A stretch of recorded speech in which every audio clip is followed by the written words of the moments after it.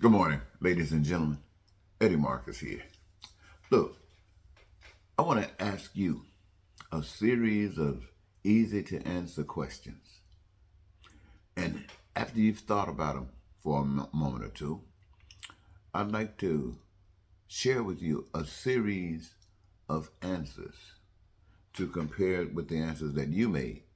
And the effort is to determine, based upon what this is all about, how much you, the people who respond to this, care about the nation in which you live and about the human population in general.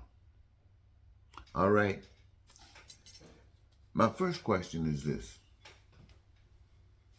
why do people work? Why do people work? My second question is: what is money used for?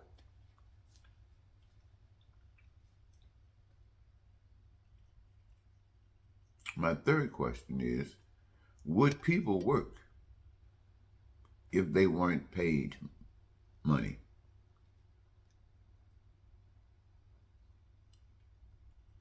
Now, considering what are perhaps some of the other ways that the human species could survive without the usage of money?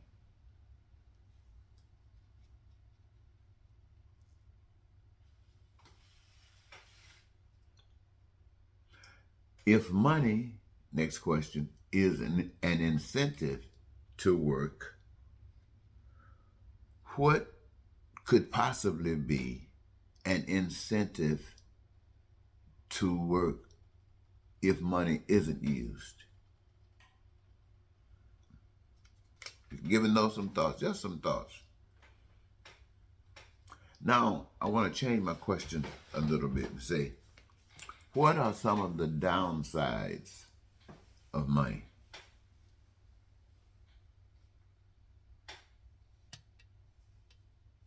Wow. Now, having given this much thought to this small part of life, what would you say are the causes of these problems?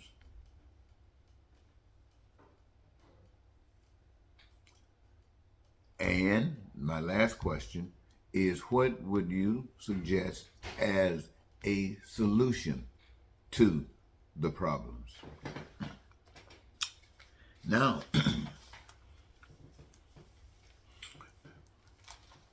just for essay, if you will, when we talk about the resources of the earth, you know,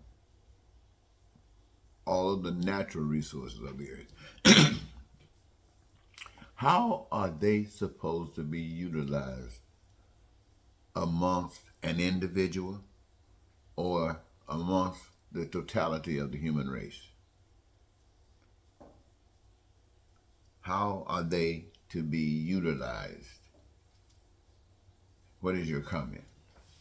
Thank you. Well, let's see. Everybody got your thoughts together? Let's see how they compare. The first question was, why do people work? Now,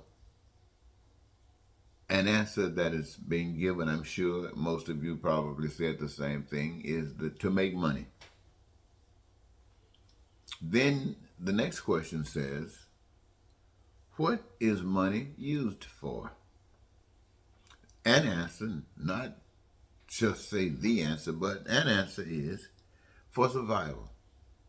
They make money and use it for survival, which includes but not limited to food, clothing, shelter, education, health care, transportation, and everything else takes money.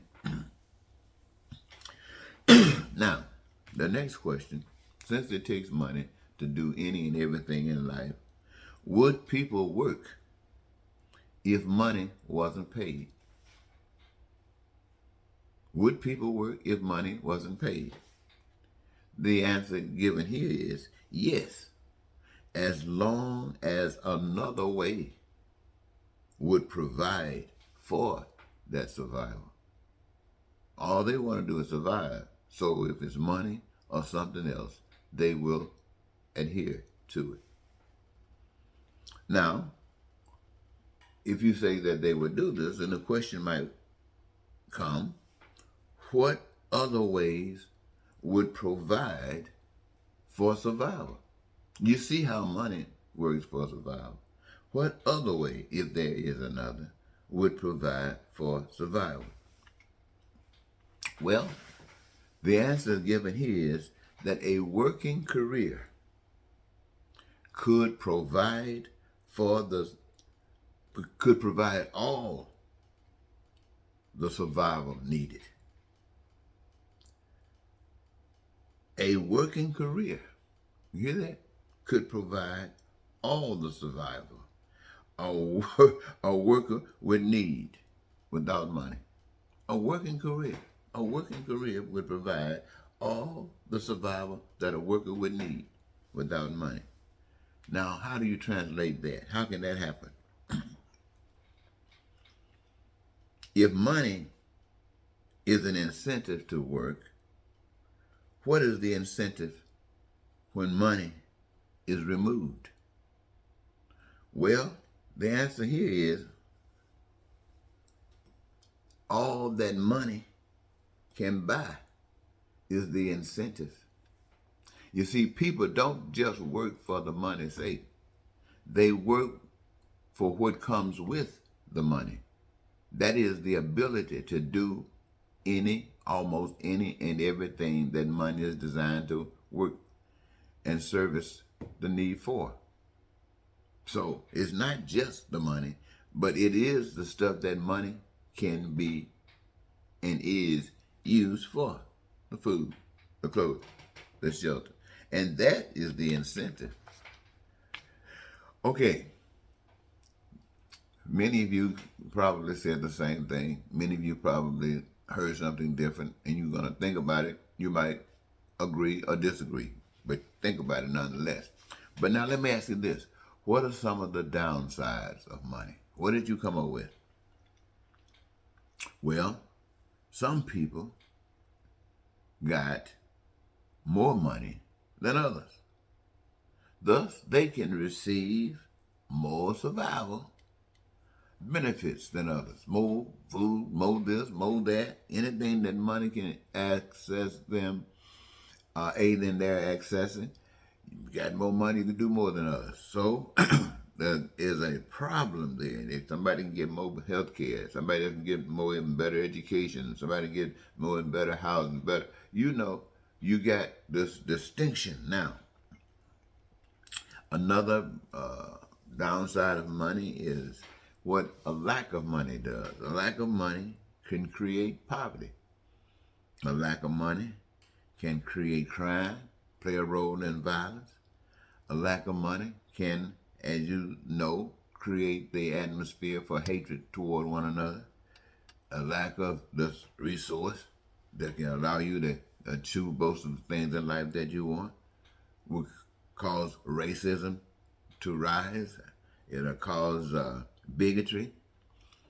And all of this spawned from lies and cheating and deception and stealing and terror and war.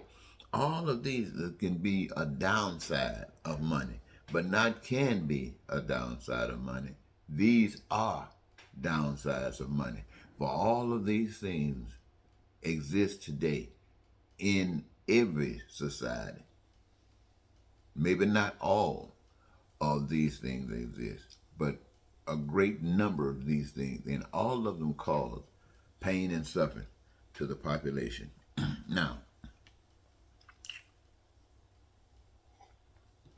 another question that was asked was, what were some of the causes? What do you see as these causes? Well, the answer given here is that the causes, as we look at it, is that if we're talking about survival, And we're talking about what is essentially necessary for survival and the ability to access it. And based upon what we have said here, is work.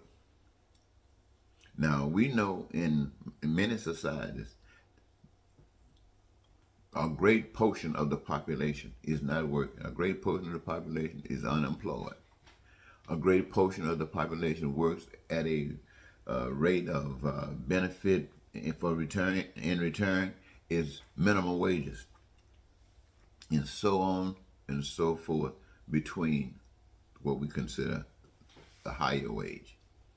All of these things exist. These are causes. So we got working, we got money. Those things basically connected to living, working, and money. The lack of work, the lack of money, these are the causes.